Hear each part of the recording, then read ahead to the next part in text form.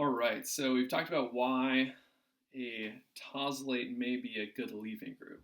And we have some blanks on this page of the course packet. Blank can be transformed into blank to make them good leaving groups. Alcohols, ROHs, can be transformed into tosylates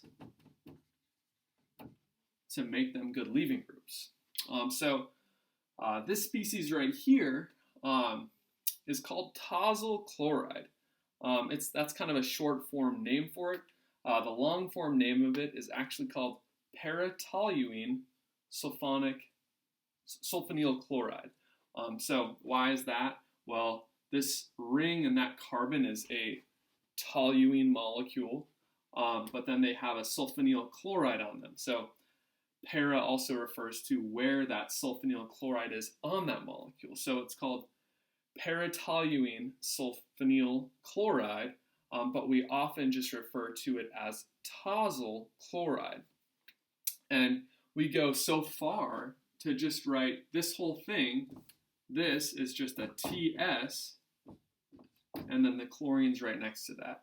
I have it arranged kind of opposite of normal. Usually people write tosyl chloride, but since the chlorine's on the left, that's why I wrote it that way right there. How does this work then?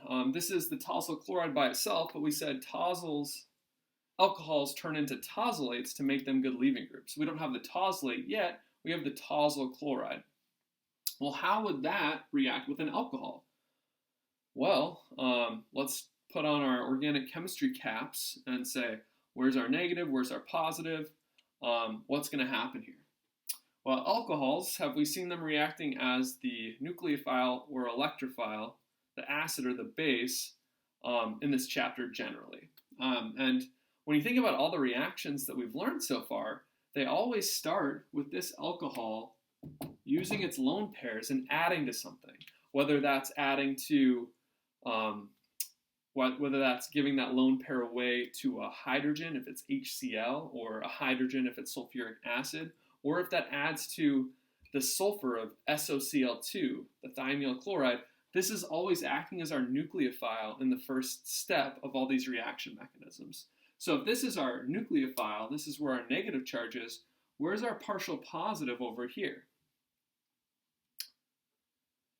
You've thought about it, you've maybe paused the video to think about it, you've written something down. The partial positive would be on that sulfur. It's the least electronegative atom. So what's going to happen in this first step is the partial positive on that sulfur, that attracts the negative charge here, and the negative flows to that positive charge.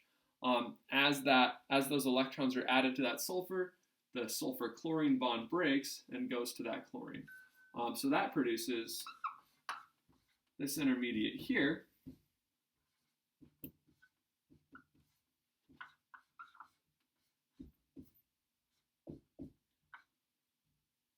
This is just a methyl group, and this is positively charged. And what else is in this reaction? Also in this reaction, we have pyridine. Remember, pyridine is our weak amine base. So it's a I guess weak is, it's not super weak. It's much stronger base than like Cl minus. So it's a moderately strong base, I guess, is what we would say. And this is going to be a very acidic proton. So pyridine is going to pull that proton off because this is essentially in the same form as hydronium ion, which would be a really strong acid. And that would generate the tosylate. So the full structure of the tosylate looks like this. But this is the tosyl piece, that is just TS. So we often draw this full molecule in short form where we just write OTS because it takes a long time to write all that stuff out. And why would you want to do that? You can write the tosylate like that or like that. Why would we need to know the full structure? The full structure allows us to understand why this is such a good leaving group. But if we already understand that, then we can understand that that's still present even in that abbreviated form. So that is how we form a tosylate. And once we form this tosylate, it's going to act like any halogen would. It's going to act like it's a chlorine or a bromine or an iodine. So that is another way to transform an alcohol into a good leaving group. More on that soon.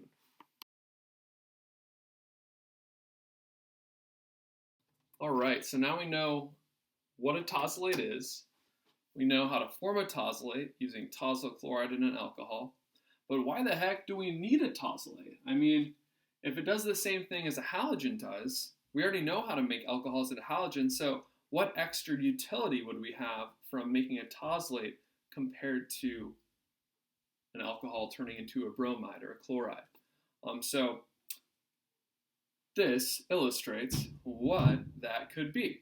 So right now, what you should do is pause your video, predict this product, predict that product, and that will help you understand why we might need this extra alcohol turning into a leaving group method. Okay, good job, you did it. What's happening here? So here with this first one, we have an alcohol, it's turning into a tosylate. That occurs by the oxygen adding to the tosyl. So this carbon-oxygen bond remains in that step. So the product of that first step looks like this, OTS. We have the tosylate, that's our good leaving group. So we've added reaction 1, we've worked it up, we've gotten our product. What about step 2? Step 2, we have a really good leaving group. It's a secondary leaving group. We have a strong nucleophile. So a strong nucleophile with a secondary leaving group, that's going to lead to what? Yeah, it's going to lead to a mixture of SN2 and E2. We're going to say in this case, we'll draw both in, but the E2 product we're going to say is something that we don't necessarily want. We're not trying to make that E2 product. It's going to be a byproduct, but what we're really going after is the SN2 product. So sodium cyanide adding to the tosylate spot in an SN2 reaction, what's going to happen to the stereochemistry there? Yes, it's backside attack. It's adding to the antibonding orbital on the opposite face, so that's going to provide the trans product. So we have the CN added there. We have the methyl group that's still nothing changed there. And then we'll just say plus the E2 products. So that's what's going to form with this top set of conditions. What about down here? Well, down here we have this reacting with PBr3. So after we've added reagent 1, we're going to have the bromide in place of this alcohol. Well, what kind of reaction did that go through? Remember all these specialty reagents where it's transformed to a halogen in a single step all go by bimolecular mechanisms. So this is going to go by an SN2 type mechanism where we are taking that alcohol and we are inverting the stereochemistry to the bromide. So here we have the leaving group, just like we have a leaving group there, but the stereochemistry of that leaving group is different. Here it's a wedge, there it's a dash. So at that point, we are now reacting this molecule with the sodium cyanide. The CN minus is going to still add to that for that SN2 product, but in this case, we're going to end with the wedge because that CN has to add to this top face, to the backside of that carbon bromide bond to make the cis product. And we'll also write plus the E2 products here. But essentially, products, plural.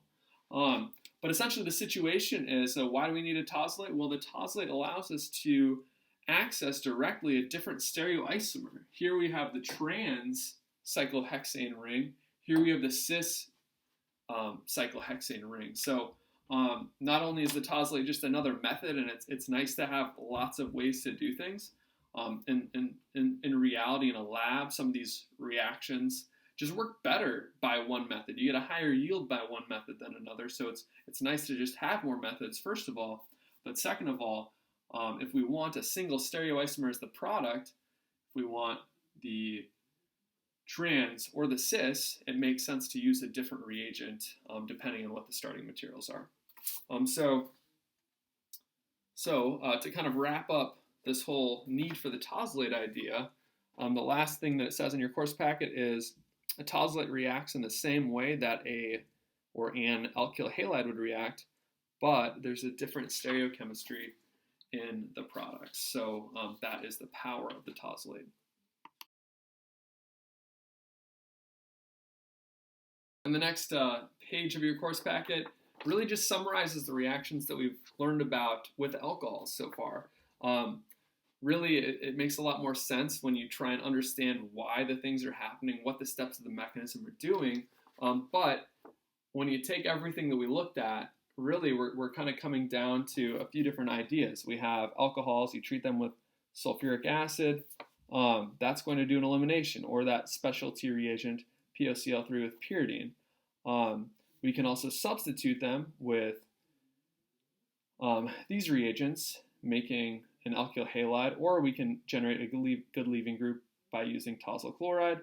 And why is that important? That's important because those halogens, those alkyl halides, or those tosylates are versatile intermediates that allow us to add different nucleophiles, or we can do elimination reactions as well.